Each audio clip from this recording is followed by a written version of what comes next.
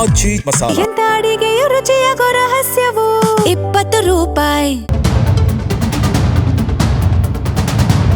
ಬಯಲು ಸೀಮೆ ಹಾಗೂ ಕಾಫಿ ನಾಡಿನ ಬಯಲು ಭಾಗವಾದ ಕಡೂರು ರಾಮಾಯಣ ಕಾಲದ್ದು ಅನ್ನುವ ಐತಿಹ್ಯವಿರುವ ಕುಂತಿಹೊಳೆ, ಶಂಖತೀರ್ಥ, ಚಾಲುಕ್ಯರ ಕಾಲದ ಬಿಸಿಲೆಹಳಿ, ಜೈಮಿನಿ ಭಾರತ ಬರೆದ ಲಕ್ಷ್ಮೀಶನ ದೇವನೂರು, ನಿರ್ವಾಣಸ್ವಾಮಿ ಗುಡ್ಡ ಪ್ರವಾಸಿ ತಾಣಗಳು. ವೇದಾವತಿ ನದಿ ಹರಿದರೂ ಕಡೂರಿನ ಸುತ್ತಮುತ್ತ ನೀರಿನ ಸೆಲೆ ಕಾಯ್ದುಕೊಳ್ಳುವಲ್ಲಿ ವಿಫಲವಾಗಿದೆ.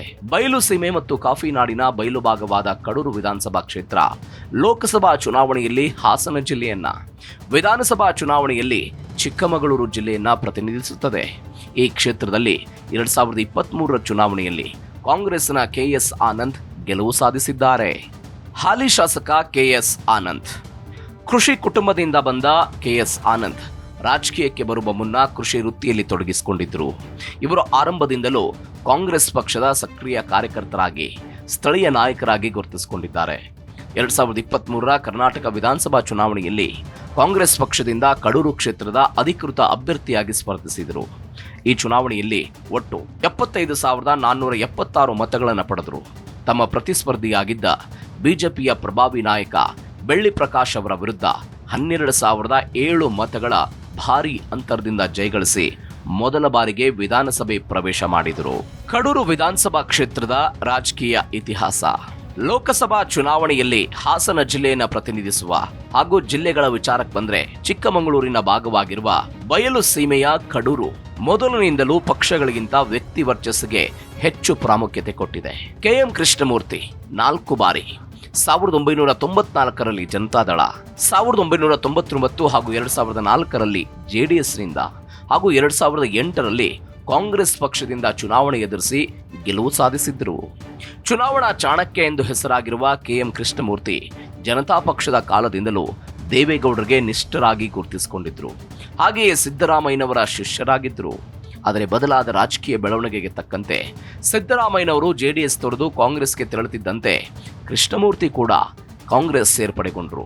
ಕಾಂಗ್ರೆಸ್ನಿಂದಲೂ ಕೂಡ ಚುನಾವಣೆಯಲ್ಲಿ ಸ್ಪರ್ಧೆ ಮಾಡಿ ಚುನಾವಣೆ ಗೆಲುವು ಸಾಧಿಸಿದ್ರು. 2010ರಲ್ಲಿ ಕೃಷ್ಣಮೂರ್ತಿಯವರ ಅಕಾಲಿಕ ಮರಣದಿಂದ ಕಡೂರು ವಿಧಾನಸಭಾ ಕ್ಷೇತ್ರಕ್ಕೆ ಉಪಚುನಾವಣೆ ಎದುರಾಯಿತು. ಸರ್ಕಾರಿ ವೈದ್ಯರಾಗಿದ್ದ ವೈಸಿ ವಿಶ್ವನಾಥ್ ಸರ್ಕಾರಿ ಉದ್ಯೋಗ ತೊರೆದು ಬಿಜೆಪಿ ಸೇರಿದರು. ಬಿಜೆಪಿಯಿಂದ ಸ್ಪರ್ಧಿಸಿದ ಡಾಕ್ಟರ್ ವೈಸಿ ವಿಶ್ವನಾಥ್ರನ್ನ ಅಂದಿನ ಮುಖ್ಯಮಂತ್ರಿ ಯಡಿಯೂರಪ್ಪನವರು ಗೆಲ್ಲಿಸಿಕೊಳ್ಳಲಿ ಯಶಸ್ವಿಯಾದರು. ಆ ಉಪಚುನಾವಣೆಯಲ್ಲಿ ವೈಎಸ್ವಿ ದತ್ತ ಕಡಿಮೆ ಅಂತರದಿಂದ ಸೋಲು ಕಂಡರು. ಈ ಸೋಲು ಅವರಿಗೆ ಗೆಲುವಿನ ಮೆಟ್ಟಿಲಾಗಿ ಪರಿಣಮಿಸಿತು. ಯಗಟಿಯ ಬ್ರಾಹ್ಮಣ ಕೋಮಿಗೆ ಸೇರಿದ ದತ್ತ ಅವರು 2013ರಲ್ಲಿ ಕಡೂರು ಕ್ಷೇತ್ರದ ಜನರ ಆಯ್ಕೆಯಾಗಿ ಹತ್ತಿರದ ಸ್ಪರ್ಧಿ ಕೆಜೆಪಿಯ ಬೆಳ್ಳಿ ಪ್ರಕಾಶ್ ವಿರುದ್ಧ 42,433 ಮತಗಳ ಅಂತರದಿಂದ ಗೆದ್ದು ಜನಪ್ರತಿನಿಧಿಯಾಗಿ ಹೊರಹೊಮ್ಮಿದ್ದು ಇಡೀ ರಾಜ್ಯಕ್ಕೆ ಹೊಸದೊಂದು ಸಂದೇಶ ರವಾನೆಯಾಯಿತು. ಆದರೆ ರಾಜ್ಯ ರಾಜಕಾರಣಕ್ಕೆ ಸಂದೇಶ ರವಾನಿಸಿದ ಕಡೂರು ಫಲಿತಾಂಶ 2018ರ ವಿಧಾನಸಭಾ ಚುನಾವಣೆಯ ಸಮಯಕ್ಕೆ ಉಲ್ಟಾ ಹೊಡೆದಿತ್ತು. ದೇವೇಗೌಡರ ಮಾನಸ ಪುತ್ರ ಅಂತಲೇ ಖ್ಯಾತರಾಗಿದ್ದ ವೈಎಸ್ವಿ ದತ್ತ ನಿಷ್ಠೆ ನೀಯತ್ತಿಗೆ ಹೆಸರಾದ ರಾಜಕಾರಣಿ, ಗೌಡರ ಮನೆ ಮಗನಂತಿದ್ದವರು, ಗೌಡರ ಪ್ರತಿಯೊಂದು ಕೆಲಸದಲ್ಲಿ ಭಾಗಿಯಾಗ್ತಿದ್ದವರು. ಆದರೆ ಈ ಚುನಾವಣೆಯಲ್ಲಿ ವೈಎಸ್ವಿ ದತ್ತ ಸೋಲು ಅನುಭವಿಸಿದ್ರು. 2018ರಲ್ಲಿ ಗೆದ್ದ ಬಿಜೆಪಿಯ ಬೆಳ್ಳಿ ಪ್ರಕಾಶ್ ಈ ಮುಂಚೆ ಕಾಂಗ್ರೆಸ್ ಮತ್ತು ಜೆಡಿಎಸ್ನಲ್ಲಿದ್ದವರು. ಗೆದ್ದು ಶಾಸಕರಾದ ಬೆಳ್ಳಿ ಪ್ರಕಾಶ್ರನ್ನ ಬಿಜೆಪಿ ಸರ್ಕಾರ ರಾಜ್ಯ ಅಫೆಕ್ಸ್ ಬ್ಯಾಂಕ್ ಅಧ್ಯಕ್ಷರಾಗಿ ಹಾಗೂ ರಾಜ್ಯ ಹಣಕಾಸು ನಿಗಮದ ನಿರ್ದೇಶಕರನ್ನಾಗಿ ನೇಮಕ ಮಾಡಿತು. 2023ರ ವಿಧಾನಸಭಾ ಚುನಾವಣೆಯಲ್ಲೂ ಬಿಜೆಪಿಯಿಂದ ಕೆಎಸ್ ಪ್ರಕಾಶ್ ಅಭ್ಯರ್ಥಿಯಾಗಿ ಕಣಕ್ಕಿಳಿದರು. ಜೆಡಿಎಸ್ನಲ್ಲಿದ್ದ ವೈಎಸ್ವಿ ದತ್ತ ಪಕ್ಷ ತೊರೆದು ಕಾಂಗ್ರೆಸ್ ಸೇರಿದ್ರು.